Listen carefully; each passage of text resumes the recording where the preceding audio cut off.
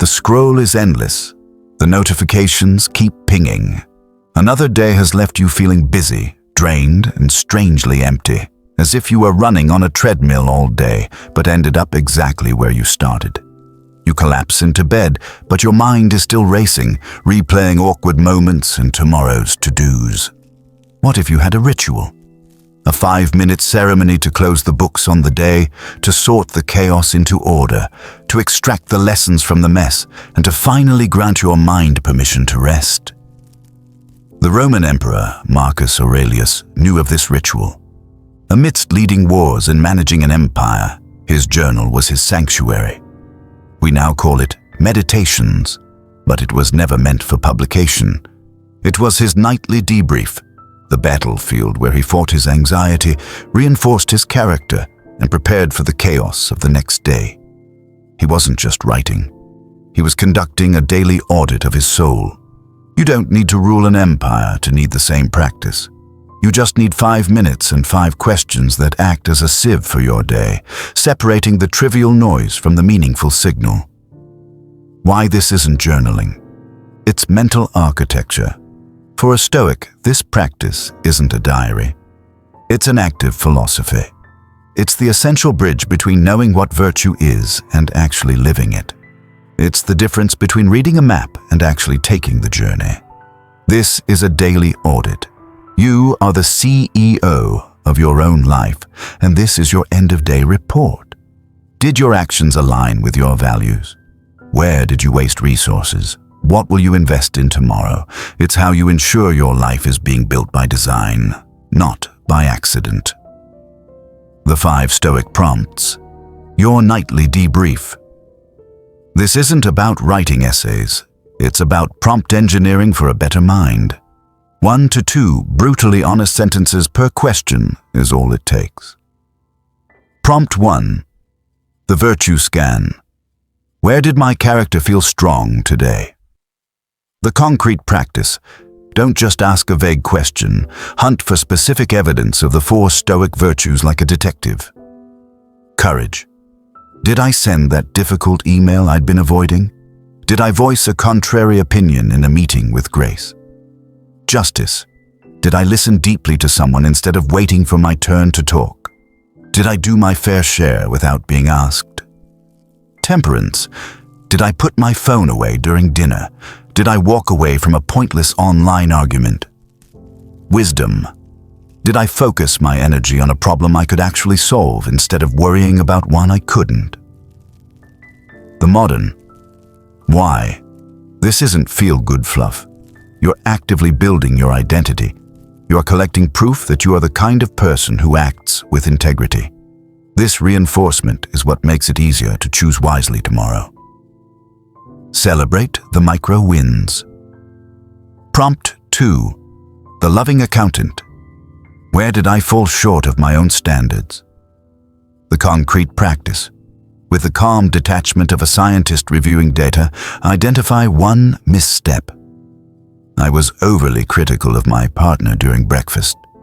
I spent 45 minutes scrolling instead of reading my book. I agreed to a task out of guilt, not capacity. The modern why. This is not self-punishment. Guilt is useless. Awareness is everything. You cannot correct a course you don't know you're on. As Seneca advised, we must subject ourselves to a daily reckoning. This is reckoning, kind, clear, and focused only on improvement. Prompt 3. The course correction. What is 1 tiny concrete adjustment I will make tomorrow? The concrete practice. Transform the awareness from prompt number 2 into a microscopic, impossible-to-fail plan for tomorrow. Not be more patient, vague, and doomed. Instead, when I feel morning rush tension, I will take 1 deep breath before responding to my kids. Not stop wasting time.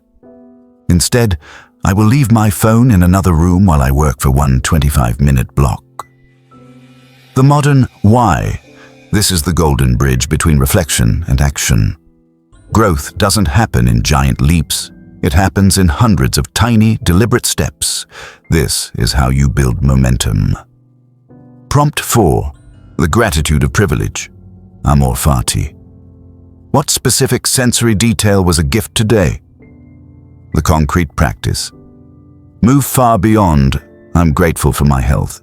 Be exquisitely, painfully specific. Engage the senses.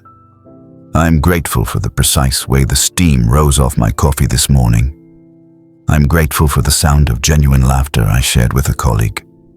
I'm grateful for the feeling of cool sheets at the end of the day. The modern why. This is amor fati, the love of one's fate, in its purest form. You are not just listing positives. You are training your brain's reticular activating system to scan for and savor the tiny, beautiful moments that make up a life. You are wiring yourself for abundance amidst the struggle. Prompt 5. The preemptive peace. What is within my control tomorrow? The concrete practice. Look at your tomorrow. Write 2 lists. List 1, my empire, my effort, my attitude, my preparation, my boundaries, my responses. List 2, the external universe, my boss's mood, traffic, the weather, the outcome of a project. Mentally draw a box around list 1. This is your domain, your only concern. The modern why. This is the practical application of the dichotomy of control. You are defining your sphere of influence before the day chaos begins. This is the ultimate antidote to morning anxiety. You go to sleep knowing exactly where to aim your energy, making you proactive instead of reactive. How to structure your ritual. 1. Time.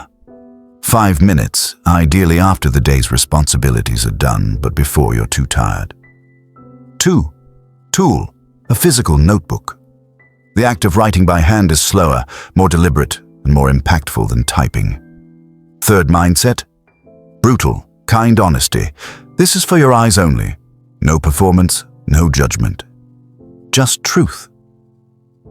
Your invitation to a calmer mind. This simple ritual is the most effective way to install Stoicism into your daily operating system. It turns abstract philosophy into lived experience. Your mind is not a black box of chaos. It is a garden. It requires daily tending. These 5 questions are your tools. Weeding, planting, watering. 5 minutes is all it takes to ensure what grows there is strong, resilient, and true.